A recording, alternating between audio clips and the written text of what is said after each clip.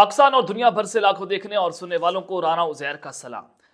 नादरकाम इस वक्त पाकिस्तान तहरीके इंसाफ के खिलाफ बहुत बड़े क्रैकडाउन का आगाज हो चुका है। ये बल्कि आगाज नहीं है, इख्तिताम इसको कह सकते हैं। इलेक्शंस करीब हैं। पीटीआई को मुकम्मल तौर पर अलग कर दिया गया है। इमरान खान साहब मुकम्मल तौर पर अगर ये कहूं कि उनकी गेम ओवर हो चुकी है तो ये कहना गलत नहीं होगा, लेकिन अवाम में उनकी पॉपुलैरिटी मजीद बढ़ती चली जा रही है। तो इस सब के अंदर आज कुछ ऐसी खबरें निकल कर सामने आई हैं जिसने आज खलबली जरूर मचा कर रखती है।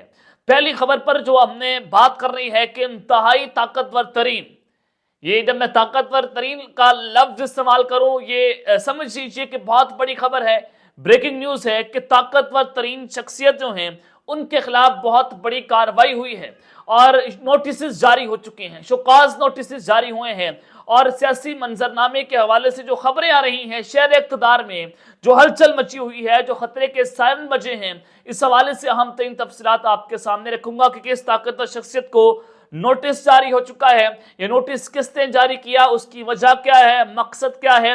और फिर दूसरी जानिब इमरान खान साहब इस वक्त अडयाला जेल में हैं, सेंचुरी होने वाली है अडयाला जेल के अंदर उनकी।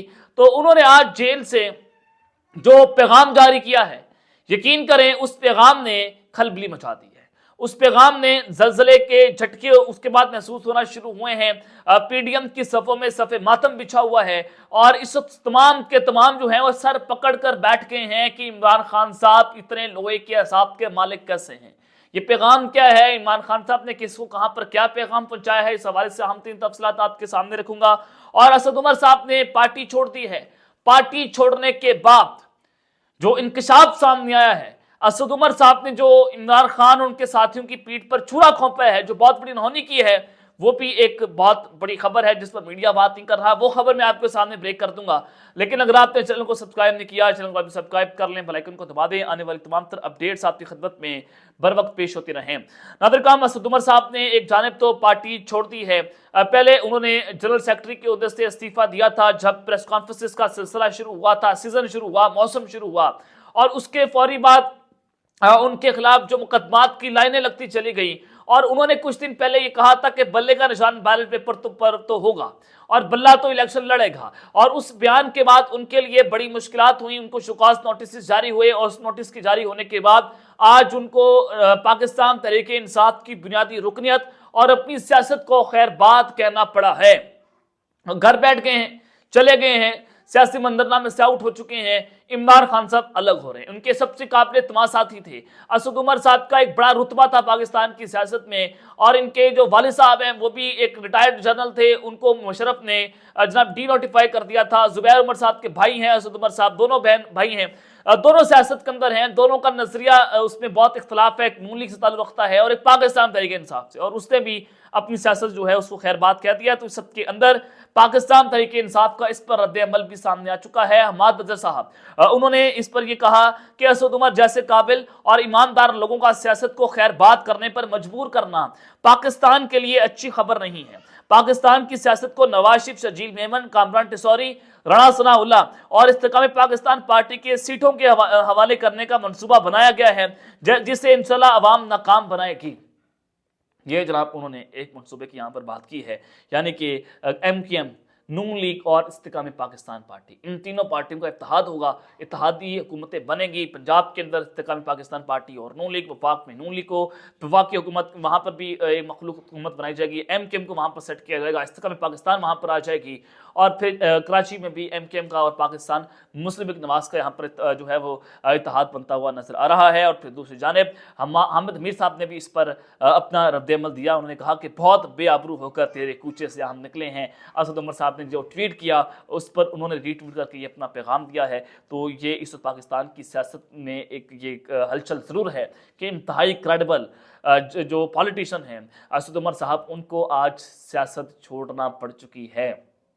आज सियासत का जनाजा निकल चुका है, आज जमहूरियत का जनाजा निकला है और सहाफ़त का जनाजा निकला है। अल्लाह ताला पाकिस्तान की हिफाजत करे। और पाकिस्तान की जो ताकतवर शख्सियत हैं, आप उनकी ताकत को निगेट नहीं कर सकते। वो पाकिस्तान में इकॉनमी को देख रहे हैं, सिक्योरिटी की चैलेंजेस हैं, और मैं चाहता हूँ कि पाकिस्तान की इस्टेब्लिशमेंट यूँ ही काम करती चली जाए। मैं चाहता हूँ कि मेरे मुल्क में इस्टेब्लिशमेंट भी और सियासतदान भी मिल बैठ कर काम करें और पाकिस्तान को अमन का गहवारा बनाएं। मैं चाहता हूं कि पाकिस्तान में इस वक्त जो अदम इस्तेकाम आया हुआ है, ये एक इस्तेकाम की सूरत इख्तियार करें और हम दुश्मनों को जवाब दे सकें कि हम इस वक्त इकट्ठे हैं, हम यकजा हैं, हम एक एक होकर आपका मुकाबला करेंगे। लेकिन अनफॉर्चुनेट आज पाकिस्तान की सियासत में डिविजन्स हैं। आज हमारे इदारों के अंदर सुप्रीम कोर्ट में जो मुज़ाहिर अली अकबर नकवी साहब ने अपने ही चीफ जस्टिस के खिलाफ जो है तबदील जंग बजा दिया है, वो खतरे के सायरन है कि अदलिया भी डिवाइड हो रही है। लेकिन जनाब दूसरी जानिब नून लीग ने एक बड़ा ऐलान कर दिया है कि चौधरी निसार के खिलाफ अपना उम्मीदवार खड़ा होगा उनका, यानी कि चौधरी निसार इस वक्त भी पाकिस्तान मुस्लिम लीग नवाज का हिस्सा नहीं है। और नवाज सलाउल्लाह ने मीडिया से गुफ्तगू की, उन्होंने कहा कि हम वफाक और पंजाब में हुकूमत बनाएंगे, यानी कि ये अश्योरिटीज उनको कौन दे रहा है कि वफाक और पंजाब आपका होगा। लेकिन पॉइंट इज दैट कि इनको सादा अक्सरियत मिलती हुई नजर नहीं आ रही। और फिर उन्होंने कहा कि नून लीग के नाराज अरकान को मनाने में हम कामयाब हो गए हैं, एक एक सीट पर काम कर रहे हैं और चौधरी निसार साहब जो है वो इस वक्त मानने को तैयार नहीं है, तो इस हवाले से अब उनके खिलाफ अपना उम्मीदवार खड़ा किया जाएगा। अब ये सारी चीजें तो जनाब आपके सामने है। पाकिस्तान की सियासत में गंद हो रहा है, खिचड़ियां पकी हुई हैं, पीटीआई को क्रश किया जा रहा है, तो ये सारा कुछ तो होना है 9 मई के बाद। जो सियासी रुख था उससे तो आपको अंदाजा हो चुका था। इमरान खान साहब भी ये बात कर चुके थे कि मेरी पार्टी को क्रश किया जाएगा, मुझे अकेला किया जाएगा, तमाम तर लोगों को अलग करके और मुझे जेल के अंदर फेंका जाएगा, मुझे नाअहल कर दिया जाएगा और फिर इलेक्शंस होंगे, हाथ पांव बांध कर इलेक्शंस करवाए जाएंगे। तो हाथ पांव बांध गए हैं और अब इलेक्शंस का वक्त भी हुआ चाहता है। लेकिन अब भी इलेक्शंस में जाने के लिए नून लीग और बाकी तमाम पार्टी जो है वो खौफ खा रही हैं, वो डर रही हैं कि कहीं उनको आवाम के अंदर जाकर जूतियां ना पड़ जाएं। धांधली से जीत तो सकते हैं, इज्जत नहीं कमा सकते, तो इनको जूतियां पड़ सकती हैं। तो जनाब मैं आपको बताना ये चाहता हूं कि आज जो खबर आई है कि इमरान खान साहब जो हैं, सबसे पहले असद उमर साहब की बात कर लेते हैं कि असद उमर साहब ने पार्टी छोड़ दी है। पार्टी छोड़ने के बाद जो उन्होंने एक बहुत बड़ी अनहोनी की है वो इस वक्त बड़ी तशवीशनाक है। ज़राए ने हमें खबर दी है, मुबैना तौर पर ज़राए ये खबर दे रहे हैं, फिर मैं बता रहा हूँ। ज़राए ने ये खबर दी कि अली नवाज अवान साहब जो है वो गिरफ्तार हुए, आमिर डोगर साहब भी उनके हमरा थे, 3-4 माह से कभी जंगलों में फिर रहे थे, कभी कहाँ फिर रहे थे। मानसेर हासिम को जनाब गिरफ्तार किया गया, ये अली नवाज अवान साहब। और अली नवाज अवान साहब पहले कह चुके हैं कि मेरा कोई भी बयान इमरान खान के खिलाफ आया तो वो बयान मेरे से जो है वो फोर्स करके लिया गया होगा और उसकी कोई वक़्त नहीं होगी, उसकी कोई औकात नहीं होगी। अब अली नवाज अवान साहब जो उनके लिए बड़ी मुश्किलात हैं।